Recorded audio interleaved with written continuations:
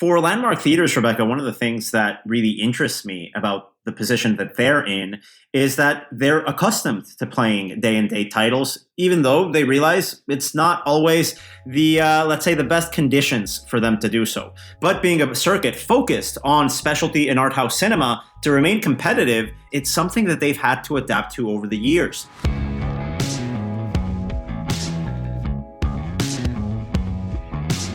This is the Box Office Podcast. I am Daniel Loria, the editorial director of Box Office Pro, the only publication in North America exclusively dedicated to covering theatrical exhibition, joined once again by our co-host, Rebecca Pahle, deputy editor here at Box Office Pro.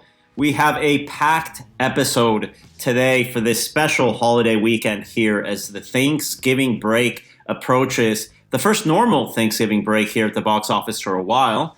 And we've got a number of guests joining us. We've got our chief analyst, Shawn Robbins, on the podcast in a little bit to give us a preview of what to expect at the box office. And then in our feature segment, we've got highlights from the State of the Arthouse webinar that we did in partnership with Spotlight Cinema Networks, this week's sponsor. In that webinar, we had insights from some of the leading art houses and specialty film figures here in the industry, including Paul Serwitz, the president and COO of Landmark Theaters, Tori Baker, the president and CEO of Salt Lake Film Society, Dylan Skolnick, the co-director of Cinema Arts Center, Barbara Twist, the director of partnerships at Vidiots Foundation, and Barak Epstein, the president at Aviation Cinemas and the Texas Theater. A packed episode today, but Rebecca, before anything else, can you please share the word from this week's sponsor? Yes, this episode, Daniel, of the Box Office Podcast is brought to you by Spotlight Cinema Networks, the only cinema advertising company dedicated to serving the needs of art house, luxury, and dine-in exhibitors for cinema advertising, pre-show entertainment, event cinema, and digital display distribution. Spotlight offers unique revenue-generating advertising programs tailored to an upscale and influential cinema audience. In collaboration with Box Office Pro, Spotlight Cinema Networks is proud to present Indie Focus, a monthly interview series profiling industry thought leaders, iconic art houses, and executives from the country's leading luxury cinema circuits. To find out more about Spotlight Cinema Networks, visit spotlightcinemanetworks.com. Yeah, it was a really great conversation, Daniel, and it does very much feel like Thanksgiving. We have a whole bunch of people gathered here around the podcast table, some of whom we've actually had on the podcast before. So if anything catches your interest here from any of our panelists, do go back. We have prior episodes on the Texas Theater, Vidiots Foundation, and Tori Baker of the Salt Lake Film Society. And don't forget Paul Serwitz, who was there talking about Landmark Theaters when New York City first reopened. A nice gang of characters returning here on our platform, and some fantastic insights from your conversation with them, Rebecca, especially right now as we approach that holiday season of a lot of these specialty releases coming out and ongoing concerns about adult-driven titles at the box office. I hate to say it, that was another concern that occurred at the box office this weekend in North America. But let's start with the good news. Let's start with Ghostbusters Afterlife. Yeah, Ghostbusters Afterlife, it opened to 44 million domestically from just around 4,315 locations. That is right around what we expected the film to make. However, it was looking a little bit, shaky as we entered into the weekend. Looked like it might come in around the 30 million mark, which would be on the lower end of expectations. Luckily, it didn't do that. We got it up to 44 million, despite somewhat mixed reviews, which I really enjoyed the film. So I'm happy people went out to see it. And it looks like audiences also enjoyed it as well. We saw some strong audience scores from Rotten Tomatoes and ComScore's post-track service. And internationally, the film actually did pretty well in its first group of markets, grossing $16 million from its first 31 territories, taking the top spot in the UK with $5.8 million, the top spot in Mexico with $2.4 million, and a number one debut in Italy with $1.4 million.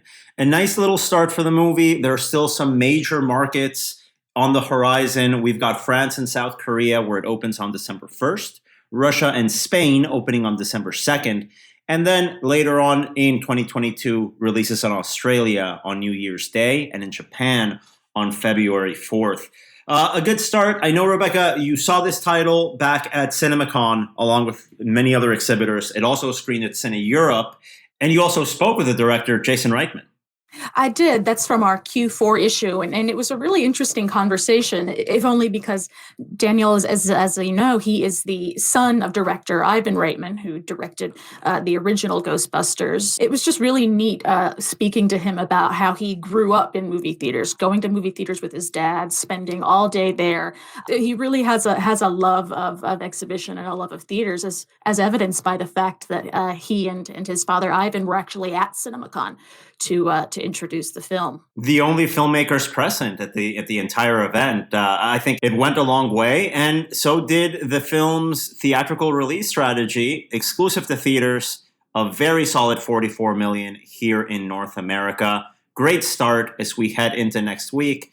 But yes, unfortunately, on the other end of that spectrum, another day-and-date release on HBO Max from Warner Brothers that grosses under $10 million in its opening weekend. Rebecca, what happened with King Richard? I think what happened with King Richard is not much.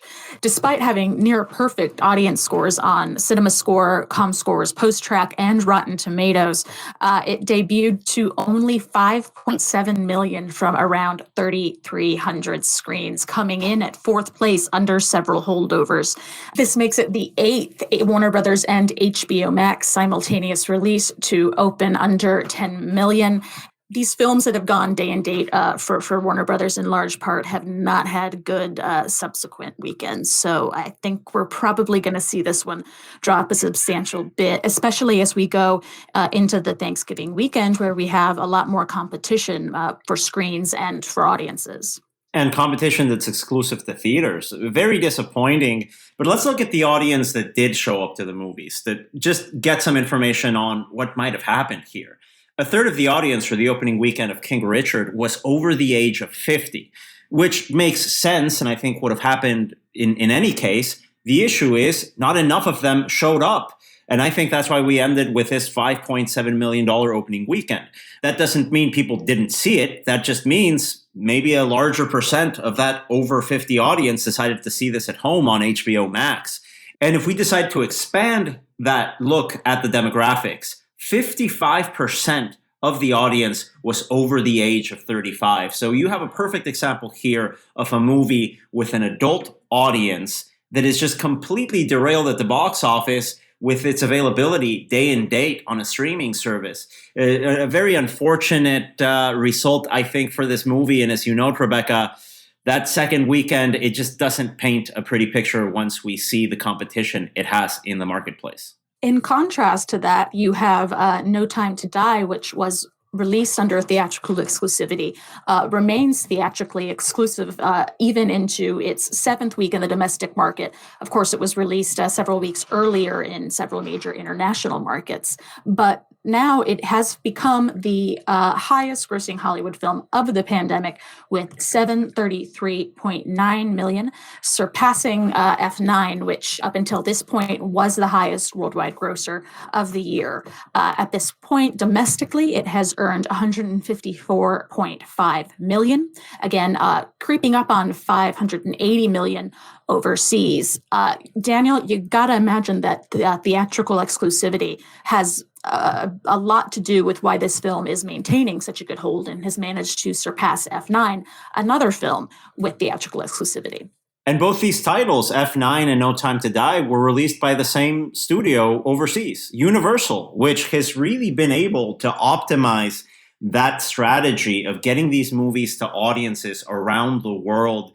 We really have to look at this performance as exemplary when we look at this international distribution model and the challenges that studios and cinemas are facing. Universal now responsible for the two highest grossing Hollywood titles globally since the start of the pandemic.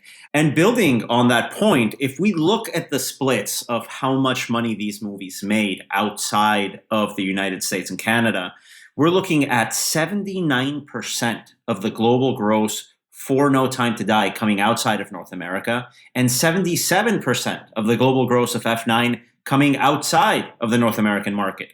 Daniel, am I the only one flashing back to about a year and a half ago, Trolls World Tour, when Universal was the first studio to really Enemy take a large film? Everyone hated them. And now, look at us now. Look at you, Universal. You did it. They took so much heat for that decision at the time, but since then, they've been able to regroup, make deals with the major chains.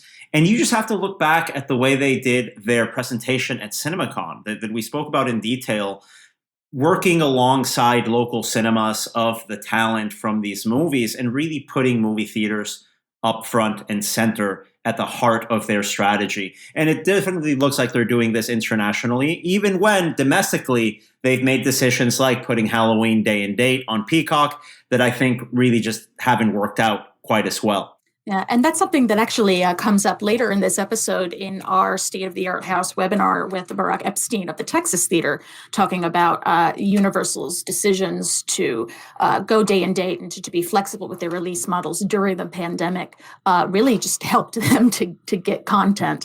But speaking of the specialty market, we did have a new release from A24, that being Come On, Come On from director Mike Mills. Over the weekend, it came out domestically to 134,000 from only 5 screens in New York City and Los Angeles for a per theater average of $26,889, making it the highest earning platform release since February of 2020. Daniel, in the specialty market, we really are seeing success in films that A, go theatrically exclusive, and B, have that slow platform rollout. That's absolutely right, Rebecca, because it's such a challenge to have this platform rollout when you've already committed a streaming date 3 weeks in. It's a huge challenge, but if we just step back and look at how some of these films that have gone platform have performed in these New York and LA markets, we've seen positive signs of life from the specialty box office. We saw that a couple of weeks ago with Sony Pictures Classics and that documentary Julia that last weekend was able to expand and retain its momentum. We've seen that, I think, with Searchlight Pictures' French Dispatch that has really been able to hold on to its audience after the first couple of expansions and really stay competitive in that screen count and per theater averages. Big question I have right now is what's going to happen with Belfast from Focus Features. We were saying good things about Universal a second ago, but this is where we have to sort of look at that 17 to 30-day exclusivity period that they have for certain movies. What's going to happen with this title as it approaches its third weekend? Are we going to have it available at home, even though it's just finding its audience theatrically? Or is Focus going to have Universal give this movie a little bit more time in theaters before it eventually makes its way to the home? Yeah, it's something that I'm definitely interested to see, and I think at this point it's difficult to speculate as to how that's going to shake out. Definitely, this is going to be a holiday season, and specifically a Thanksgiving weekend that's going to be different from any that we've seen in this industry before. Certainly, a lot better than last year's holiday season, but we are. By no means are we unaffected right now by the pandemic and the horrible 2 years that this industry's been through. It'll be at very least, Rebecca, we're going to improve over the terrible 2020 box office results from Thanksgiving weekend. I was looking at those numbers. I think we made around $20 million total across every single cinema in North America for the 5-day holiday gross in Thanksgiving 2020. As we know, it's one of the most important movie-going weekends of the year. And we have our chief analyst, Shawn Robbins, joining us today to go into what we can expect from 2021's Thanksgiving box office. Shawn, thank you so much for joining us. We've got a big Thanksgiving weekend, hopefully, fingers crossed, the first one in a while, it seems like, after the interesting Thanksgiving we went through last year, both at the movies and with our families. Let's start just with general observations. What are you expecting at the box office here in the U.S. this holiday weekend? Well, like you mentioned, this is it's kind of really getting back into the groove after a 2-year break. And in some ways, the movies coming out look like what we would usually get around this time, a big Disney animated movie and an adult-driven kind of counter-programming drama. And then you kind of have your fanboy action movie in Resident Evil. But, at the end of the day, we're still kind of at that point where things are not at 100%. Moviegoers are I think, coming back in waves. And right now we're in the middle of this process where kids are just now getting vaccinated. And that's going to be a significant consideration for Encanto. I would really be cautious in expecting it to pull the kinds of Disney numbers we used to see over Thanksgiving weekend, which you look back at Coco 3 or 4 years ago, earned a little over $50 million just in its 3-day weekend. And I believe it was over $70 million for its 5-day. Those numbers are not quite something we're going to be looking at just yet, but it's also that point where, how many kids are vaccinated? How much safer do parents feel taking their kids out over the holidays? It's really kind of, we're at another one of those weekends where so many options and scenarios are on the table that it'll be fascinating to see how it plays out. And Shawn, kind of on the opposite side of the spectrum from a family-friendly Disney animated movie, we have House of Gucci from director Ridley Scott, 2+ hour long saga of Italian craziness and Lady Gaga and, hired murderers. You're thinking back to the last Ridley Scott film that came out this year, The Last Duel, similar historical based, a long film. Didn't have Lady Gaga, but for all that, it really did not perform well at the box office. Are your expectations for House of Gucci better? I think they are a little better. And I think that's in part because of the Thanksgiving holiday weekend. This really, looking back on it, is you look pre-pandemic, Thanksgiving, Christmas, major holidays are when moviegoers who would only go to the theater once or twice a year anyway, that's when they go. That's when they're with their families. And, this is kind of a darker movie, so I hesitate to call it an adult family movie. But it is one of those movies I could see, your aunts and your uncles going out to see after eating. It's a slightly more turkey. scandalous version in the Best Exotic Marigold Hotel universe, almost. Guys, right. It's a movie with people wearing fancy clothes, drinking espresso. What is there not to love on a cross-quadrant level here? Yeah, and I'm looking forward to it. It's high on my list to try and go see over the holiday. And I do think, you mentioned Lady Gaga, obviously Ridley Scott, Adam Driver, Jared Leto, Al Pacino. These are names that get butts in seats. I mean, for lack of a better way to put it. Even though that star power is different than what it used to be 20 years ago, I think it's still important. And this is, I look back even at something like Knives Out 2 years ago, obviously a more comedic take, but this big ensemble movie opening over Thanksgiving. House of Gucci is kind of in that position where maybe it can bring back some of the over 35 audience that hasn't come back yet. Then Shawn, definitely not catering to the 35 plus crowd. We have Resident Evil: Welcome to Raccoon City, which, typical of this sort of movie, not big stars so much as a franchise IP that they're hoping to draw. In this case, I would imagine younger male viewers in. This is, I believe, the 7th film in the franchise. If you look on our website, boxofficepro.com, we do have an interview with the director of that film who shares a interesting raccoon story from their quasi-COVID era rat party. Apparently the raccoons have thoughts on the film. But Shawn, this is always a franchise that's kind of flown under the radar for me. I'm vaguely familiar with the video game franchise. It never seems like it's become a huge earner. I think, to your point, it's kind of been one of those, it's been a workhorse type franchise. They don't cost $200 million to produce, so they don't need an audience worth of $200 million to come out. They've also been strong global players too. I think in this particular case, though, caution's very much warranted because even the final chapter opened a few years ago. Its box office was down domestically fairly significantly from the prior movies. And this movie essentially wipes the slate clean. I mean, it's a new cast, it's a new director. To my understanding, it's a prequel. I think that's why it's Welcome to Raccoon City. I could be wrong on that. I haven't followed the franchise in a few movies. And I think really the marketing hasn't been there for this. I've maybe seen this trailer once. And in terms of any social media chatter, there hasn't been much for this one. But, countering to all that, if that loyal audience that's been turning up for these movies for 20 years still is interested, they'll come out over the weekend. But my bet right now, as we're recording this about 6 days before Thanksgiving, I think this probably ends up 3rd out of the 3 openers next week. Thank you for those insights, Shawn. And you can read our latest coverage of the holiday weekend box office on our website, boxofficepro.com.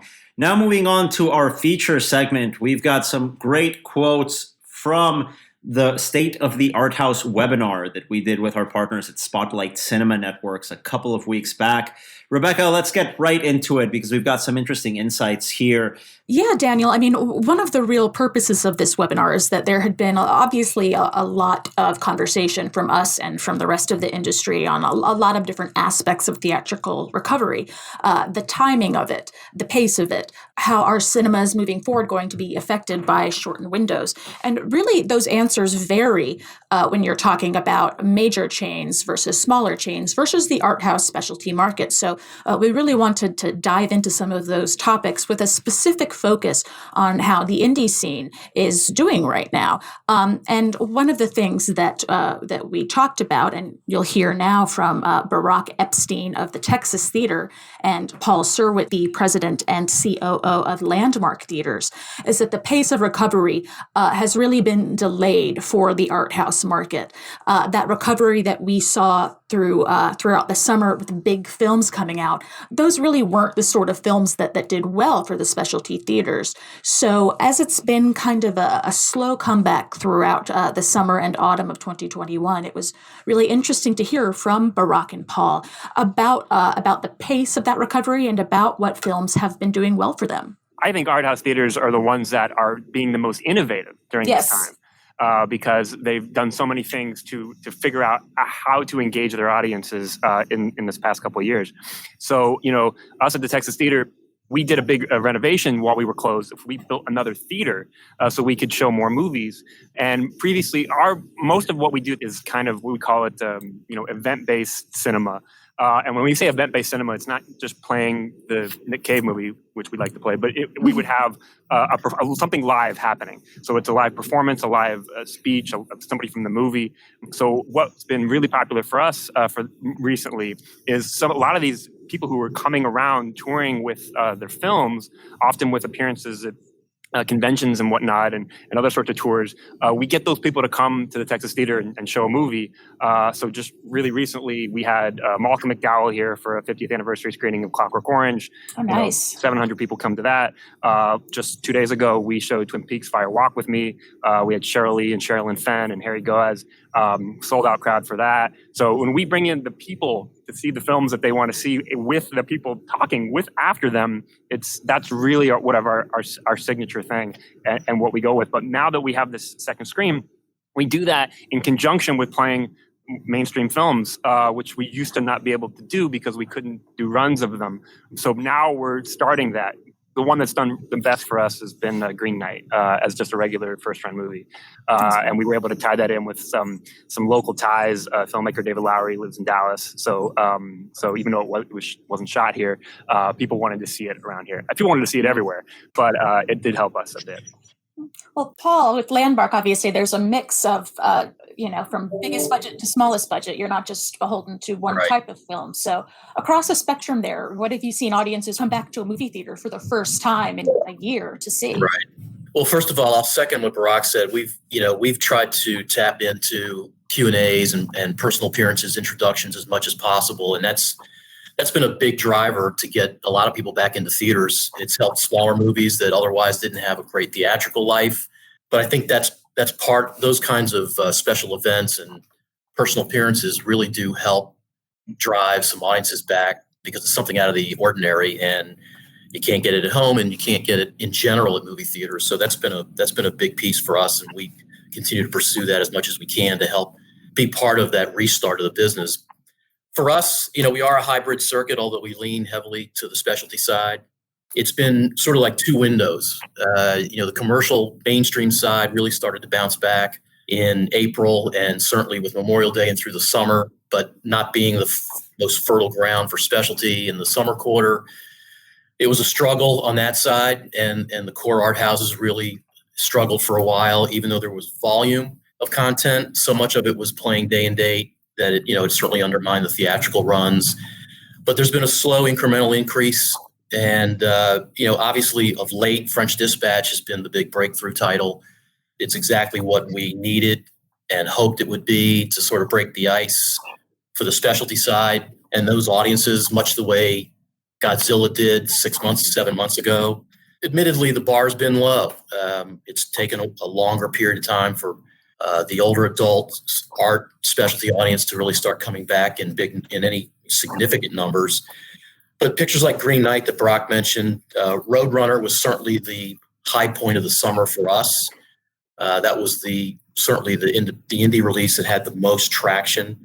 Pig was pretty good. We had titles like Zola, Summer of Soul that were, better than most for sure, but not nearly what we'd hoped they'd be when they were being released. Card Counter was one of the better titles we've had, but all of it, really, by comparison to A French Dispatch or some of the pictures coming, now that we see audiences starting to come back and some momentum building, have been pretty small. So, we're certainly headed in the right direction.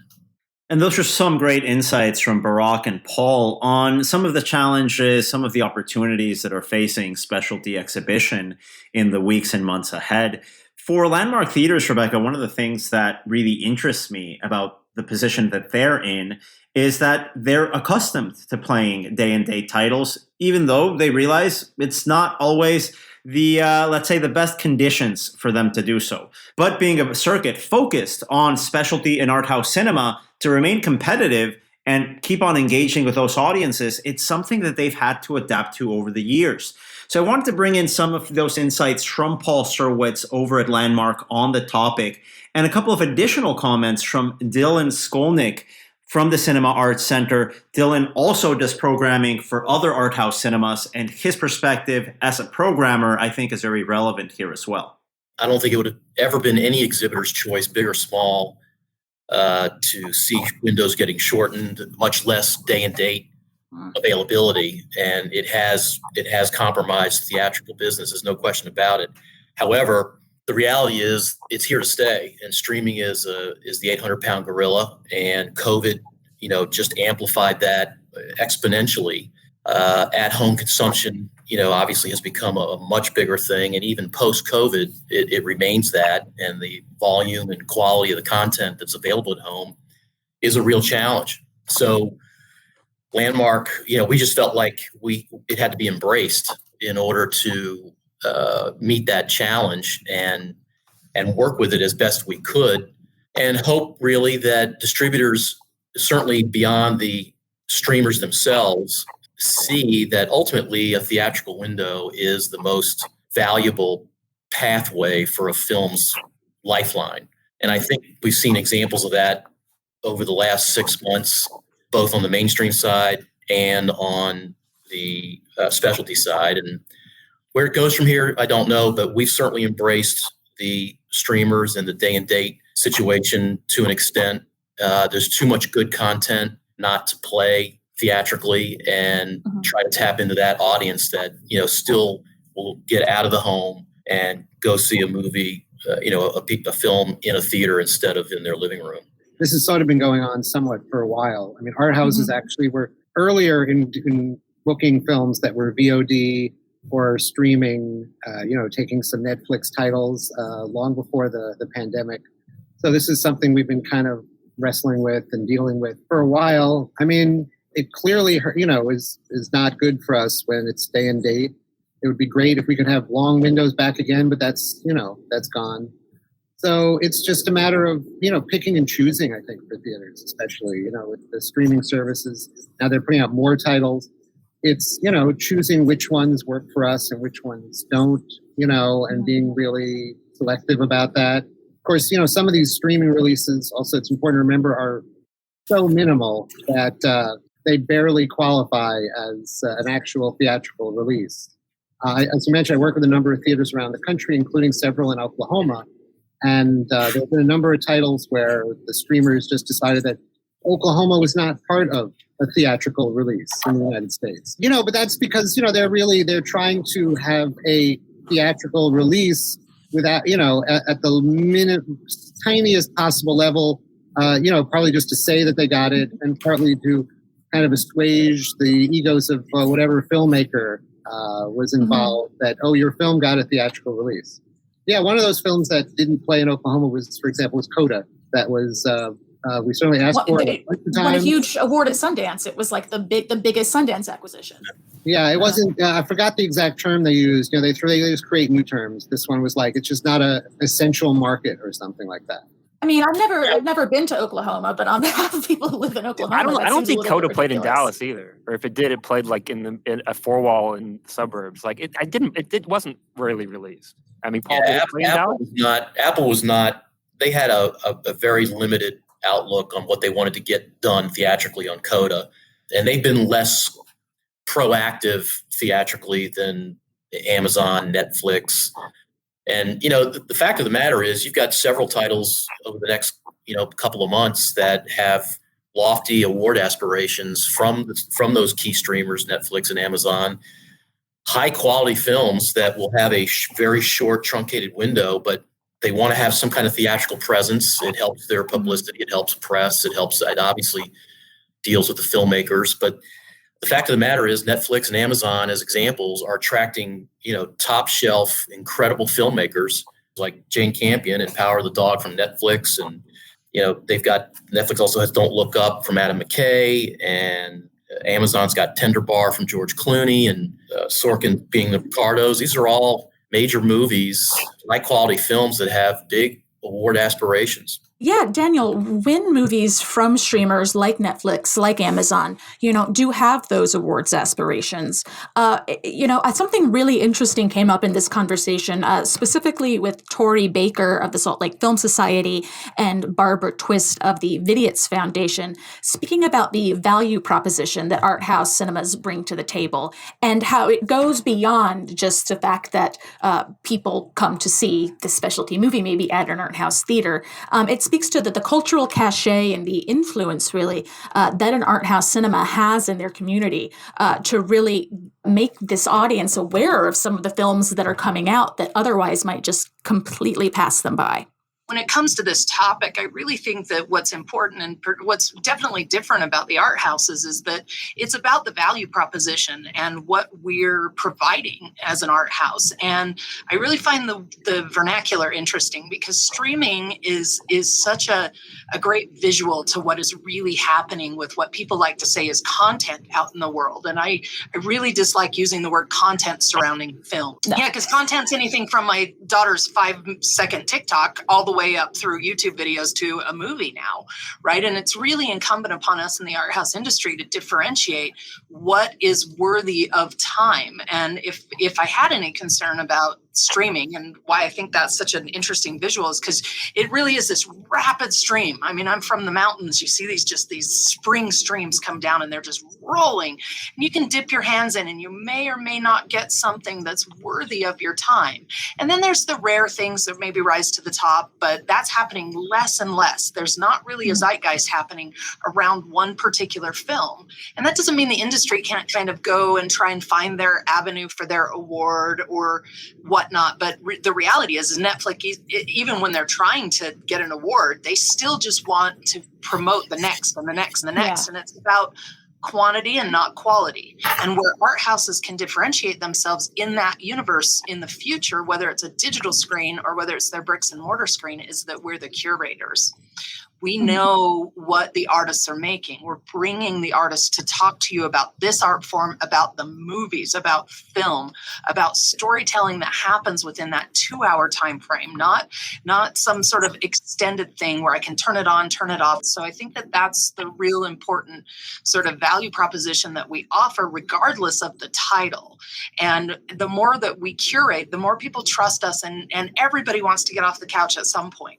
Right. So at the point that they want to get off the couch and go do something, whether it's a date night, just, an evening out, or just sick of being in the house, you need to be a viable option for them to come and see something that is worthy of the quality to make that effort. Yeah, I mean, it makes a lot of sense that I don't even know how many films come out on Netflix in a week. It's so many, and most of them just kind of disappear in a few days, even if they're good and even if they get good notices. Given how connected and influential and respected art houses can be in their communities, like if you're screening it, that means something. Like, even if they watch it online, I mean, that's a value proposition where they'll continue to be a donor, for example, a subscriber at $5 a month or $100 a month, whatever that looks like to them. They might still only go to 10 movies a year or 12 movies a year on average, right? But if they see that Melancholia plays in your cinema, you're validating that in a way that gives them that curation. It's starting to tell them the story about what in cinema is worthy of my time, because the stream is just too rapid. It's too big and there's too many options. To go off what Tori was saying about the value proposition, and what speaks to this is something that I'm not sure we'll ever be able to quantify, but I'm quite certain has a significant impact, is the inherent marketing that an art house does for a title. And so we talk of like the long tail and the sort of economic impact of shortening a theatrical window, and the amount of like marketing, newsletters, social media, et cetera, that an art house, the number of times a trailer is showing up on screen. And even as Tori was saying, even if that person doesn't end up buying a ticket to see that film at the Broadway, they later on down the road, when it's on Netflix or when it's on Comcast, Spectrum, whatever, and they buy it. Oh, my theater. Part of the reason they're doing it is because of that art house. And that is both the power of establishing a curatorial relationship, a curatorial trust with your community, but also the impact of a movie theater. I mean, there's no question that the marketing surrounding a theatrical release is always going to surpass the marketing surrounding a streaming drop. Like, it's just, doesn't matter how many billboards you buy, the number of people that the art house community is connected to and like triggers out to. And then you think about how many, like my aunt is talking to all of her friends about what they should see. And maybe my aunt's the one person on the mailing list for the cinema, but she's telling everyone else. And I so desperately wish there was a way that we could quantify that, because that is what these studios are giving up. That is what, these are the types of things that they're giving up when they trade for money next quarter for their shareholders. They're trading the possibility of way more money down the line, and more importantly, a stronger relationship with an audience that is going to return to see more of their films because of the work being done by the art house. And that was Tori Baker and Barbara Twist speaking on some of those challenges that they're facing with this new paradigm in specialty exhibition. But another point that I think really came through that discussion you had with the panel, Rebecca, was that even though there are tensions there, it doesn't make sense to portray these relationships as something that is dysfunctional and not working. There's always been a tension between exhibition and distribution. There always will be, but that comes with a business. And I think at the heart of it, the relationship with these companies, with these streaming companies, is positive. What they have to work on and fine tune is just a better and easier way of doing business together. And that's something that Dylan was able to go into in more detail during the conversation. People working at the streamers are very nice. I mean, we have great relationships with almost all of them. They don't think what we do is really an important part of what they do, which is okay. I mean, I just want to pick up on something that Tori was saying. I mean, what we do is so incredibly different. I mean, she was likening the streaming to like a mountain stream, but it's more like a fire hose, spewing out a torrent of water of questionable quality, mixed quality, some great stuff, some, polluted stuff, whatever. Whereas, what we do, it's like more like a mountain spring, it's like it's coming out and it's not that much, but it's, it's really pure. And we try to make it the best we possibly can. So in a sense, talking about what, comparing the two is very different. And then just to come back to what Rebecca and you were asking before, one of actually the advantages we have with working with like a Netflix or an Amazon is because they on a certain level don't care, there are very few restrictions. I mean, yeah, we play, sometimes you play these films for 1 week and you tell them it's out at 1 week and out, and they go, oh, thanks. Landmark, yeah. I would imagine that's not the case for you. You take out a show for a special event and you don't get a temper tantrum. All these things, have made playing their films much, much easier. Lastly, like a theater I have that's working only 4 days a week at the moment. Sure, you can open our film right on the break, no problem. So there are, there is greater flexibility, and I want to give them credit for that. There is, and streamers have an array of purpose around theatrical releases, the least of which really is generating box office revenue. It serves a lot of other purposes for the relationships with the filmmakers, attracting other filmmakers, keeping filmmakers, using that exposure really as a marketing tool. And it's not really about the box office. They'd like to see box office, but they're not marketing their films in such a way, nor are they providing enough of a window for a theatrical release to really generate revenue. During the pandemic, we, like lots of people, moved to showing movies in our parking lot or outdoors, whatever. So we ran digital cinema in our parking lot and on an inflatable screen. We wheeled out a small Christie out there and ran power.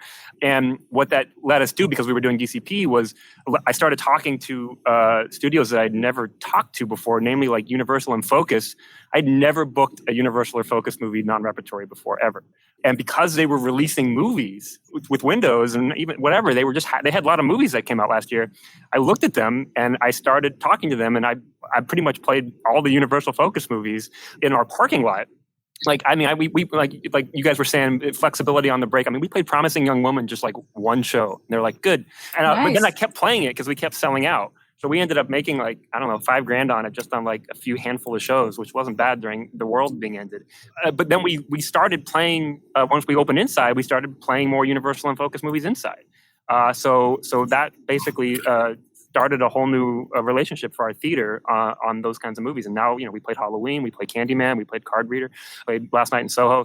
And, Daniel, those are some really great insights on the evolving relationship between this art house specialty market and streamers like Netflix, like Amazon. These are topics that are going to have a large impact on the specialty market, even as we move past the pandemic into a post-COVID atmosphere. Unfortunately, of course, as you know, as our listeners know, we are not there yet. The art house market, as we spoke about earlier in this episode, has really been affected by the fact that older demographics are not yet coming back to cinemas at the same pace as their younger counterparts, which is really affecting some of the grosses of a lot of these art house films. So really what it's causing some of these art house theaters to do is really dive deep and think of new ways to bring in different demographics to their theaters. It's something, obviously, that a lot of these cinemas and a lot of these chains thought about before the pandemic. You always want to make sure that your theater is open and friendly to different groups of people. But now with the pandemic, there really has been a new sense of urgency around bringing in not just younger audiences, but audiences from different gender and racial demographics. And that was something that we really had some good insight on from some of the people in this panel, starting with Tori Baker. Well, this topic comes up a lot right now, obviously, and I think the art houses, number one, have always sort of had diverse content, if you'd say the word film, I'd rather, but have always had diverse programs that invite different communities. I think the challenge that we've always had is that we might appear a little too edified or unwelcoming as a group, in that we are the cinephiles and we know what film is, and that is not welcoming. So what we have done here at the Film Society is we have 5 cultural tours, and those cultural tours, from the Pacific Island Film Tour to our Film Mexico tour, which will happen next week, we did not demand that the community come. We did not say these are the best of Mexican cinema happening right now. These are the best Pacific Island films being made. But we created a task force from those communities that tell us what their community needs are. And the only way that you're really going to diversify your audiences if you're meeting the needs of different communities. You can't be the one that's curating and saying that you know best and you hope they show up just because you market to them. Yeah, I know film and this is good film, and if they don't show up, then you have to say, and every community in the United States is even slightly different. We have a Jewish film tour, and that, here in Salt Lake City, our Jewish community says, we are not interested in exhibiting films from the Holocaust. It's something that we feel like we're boxed in about. But there are other communities that I've heard, their Jewish communities do want to see Holocaust films. So every individual community that you work with is also regional and different depending on where you live and the experiences that they have, that they need their stories told in a particular way. And it's your job as an art house to find those films and to curate for them, but not to be the one that pre-curates and says, please come. So that's, I think, the only way to diversify your welcoming and inclusion in your bricks and mortar space. And Paul, with Landmark being obviously a larger chain that's not, one community, what are your thoughts on getting in younger audiences and diverse audiences to your theaters? Our group of theaters really vary in their demographic draws. Some areas in theaters really do skew more mature and older. Others have a younger draw. So it's a mixed bag for us. But, we obviously want to try to find ways to expand the younger audience because they are the biggest drivers right now in returning to theaters. And we knew from the beginning of COVID that the older audience was going to be the slowest and have the most trepidation of returning. I believe that they are really starting to show up now, but there's still a great need to diversify the audience. So, it starts with the film. The film has its inherent appeal, maybe younger, maybe older, maybe a combination, but it really starts with that. Beyond that, it's marketing, it's social media, it's alternative content programming. Some of the best alternative content we've had in recent months have skewed younger. Bo Burnham was huge for us. Some of the music, alternative content, the Tom Petty programming, The Doors Live at the Bowl, Oasis. We're getting back to programming one-offs with Rocky Horror Picture Show and The Room. Those are all things that help drive a younger audience. And, we're trying to do more of that to expand the audience. And that was Paul Serwitz, the president and COO of Landmark Theaters. A big thanks to Paul and all of the other panelists in the State of the Art House webinar, hosted by Box Office Pro in partnership with Spotlight Cinema Networks. And thank you again for listening to this week's episode of our podcast. The Box Office Podcast is produced by Box Office Pro, the Box Office Company, and Record Edit Podcast. Please listen to us again next week with another new episode bringing you the latest from theatrical exhibition and the global box office.